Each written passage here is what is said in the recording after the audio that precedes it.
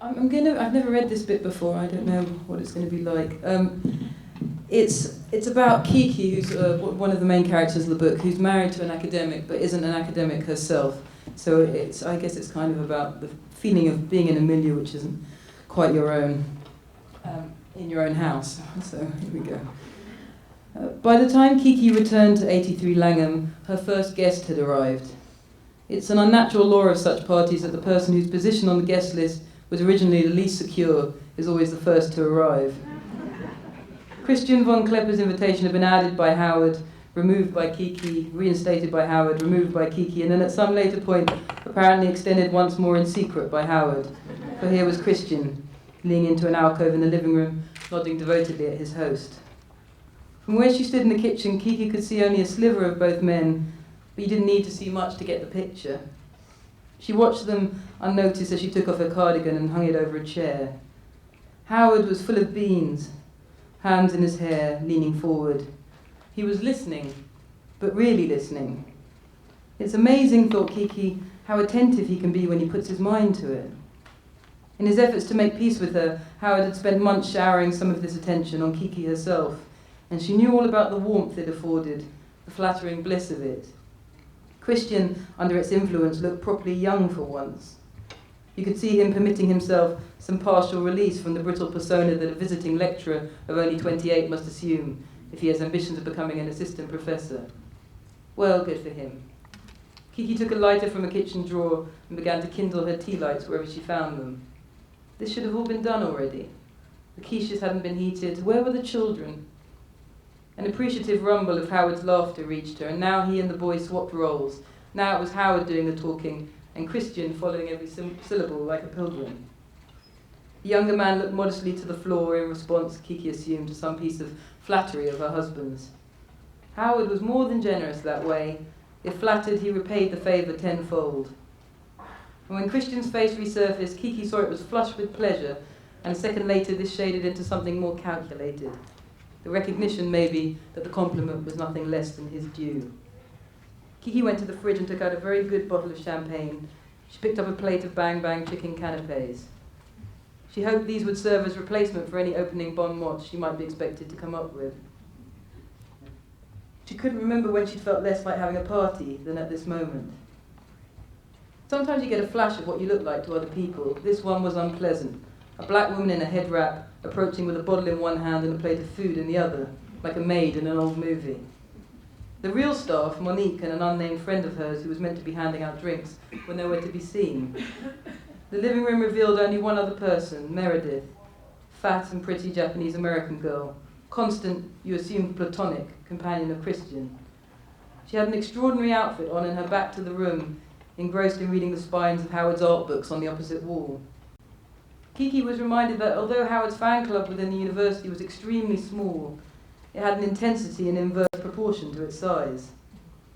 Because of the stringencies of his theories and his dislike of his colleagues, Howard was nowhere near as successful or as popular or as well paid as his peers in Wellington. He had instead a miniature campus cult. Christian was the preacher, Meredith was the congregation. If there were others, Kiki had never met them. There was Smith J. Miller, Howard's teaching assistant, a sweet-tempered white boy from the deep south, but Smith was paid for his services by Wellington. Kiki opened the living room door wide with her heel, wondering again where Monique, who might have thought to wedge the thing open, was hiding. Christian didn't yet turn to acknowledge her, but he was already pretending to like Murdoch, which is their dog, playing around his ankles. He leaned forward with the clumsy loom of the natural pet-hater and child-fearer, all the time clearly hoping for an intervention before he reached the dog. His elongated, lean body struck Kiki as a comic, human version of Murdoch's own. "He bothering you?" "Oh, no, Mrs. Belsey, hello. No, not at all. Not really. If anything, I was concerned that he might choke on my laces." "Really?" said Kiki, looking down dubiously. "No, I mean, it's fine. It's fine." Christian's features abruptly morphed into his pinched attempt at a party face. "And anyway, happy anniversary. It's so amazing." "Well, thank you for so much for coming." "My God," said Christian, with that clipped, puzzlingly European inflection he had. He'd been raised in Iowa. "I'm simply privileged to be invited. It must be a very special occasion for you. What a milestone." Kiki sensed that he hadn't said any of this to Howard, And indeed Howard's eyebrows now raised a little as if he'd not heard Christian speak like this before. The banalities, obviously, were saved for Kiki.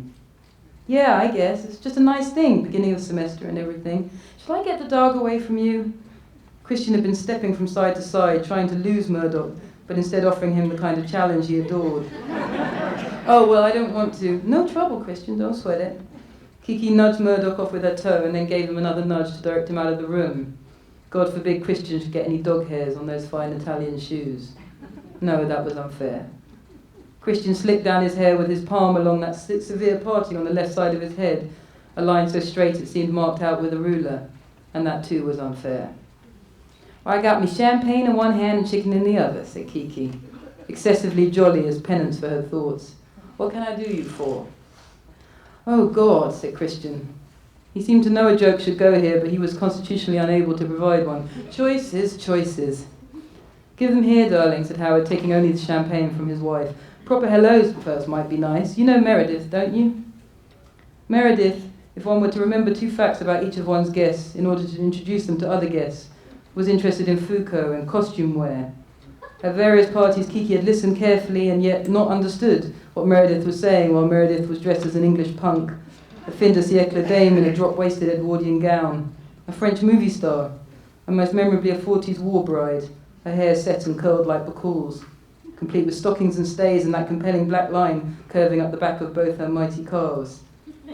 This evening, Meredith's dress was a concoction of pink chiffon, with a wide circle skirt you had to make space for, and a little black mohair cardigan slung over her shoulders. This last was set off by a gigantic diamante brooch. Her shoes were peep-toe red heels that put at least a 3-inch distance between Meredith and her real height as she strode across the room.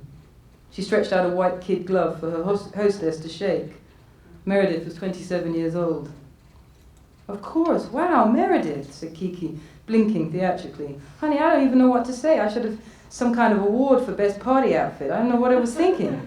You look fine, girl.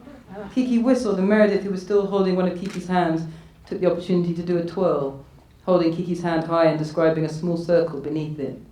You like? I would so very much like to tell you I just threw it together, said Meredith loudly and quickly in her nervous Californian scream. But it takes me a long, long time to look this good. Bridges have been built quicker. Whole hermeneutic systems have coalesced with more speed. Just from here to here, said Meredith, that's like 3 hours. The bell rang. Howard groaned as if the present company were more than enough, but went practically skipping off to answer it. Abandoned by their only real connection, the little triangle fell quiet, resorting to smiles. Kiki wondered precisely how far she was from Meredith and Christian's ideal of a leader's appropriate consort. We made you a thing, said Meredith abruptly. Did he tell you we made you this thing? Maybe it's crap, I don't know.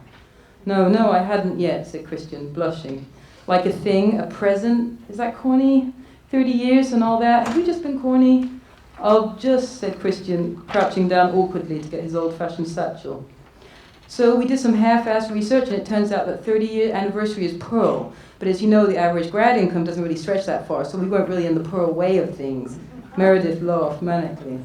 And then Chris thought of this poem, and then I did my arts and craft thing, and anyway, here it is. See, it's like a framed, fabric-y type poem thing. I don't know. Kiki felt the warm teak frame delivered into her hands and admired the crushed rose petals and the broken shells under the glass. The text was sewn in, like a tapestry.